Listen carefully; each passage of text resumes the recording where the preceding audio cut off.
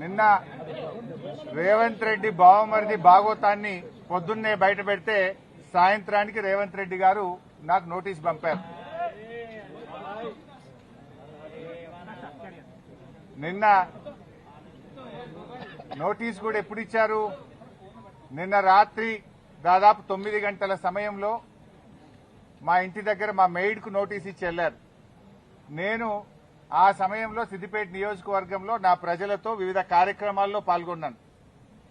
అయితే నిన్న రాత్రి 9ంటికి నోటీస్ ఇచ్చి ఉదయాన్నే 11 గంటలకు రమ్మన్నారు. నేను హైదరాబాద్లో లేను. అయినా కూడా రాత్రే హైదరాబాద్ చేరుకొని ఈరోజు వాళ్ళు ఇచ్చిన నోటీస్ మీద మేము హాజరు కావాలని చెప్పి నిర్ణయం తీసుకున్నాం. ఎందుకంటే మాకు చట్టాన్ని గౌరవిస్తాం, న్యాయ వ్యవస్థ మీద నమ్మకం ఉంది, తప్పకుండా వెళ్తాం. మేము ఏ తప్పు కూడా చేయలేదు, అందువల్ల భయపడము. ఈ రేవంత్ రెడ్డి తాటాకు చప్పుళ్లకు బెదిరే ప్రశ్నే ఉత్పన్నం కాదు. ఎందుకంటే ఇలా రేవంత్ రెడ్డి మాకు తెలుసు, నిన్న ఆయన బావమర్ది భాగవతాన్ని పొద్దున బయట పెడితే సాయంత్రానికి నోటీస్ పంపిండు.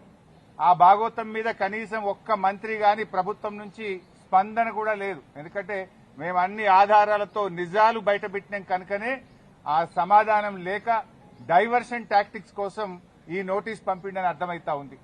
నిన్ననే చెప్పి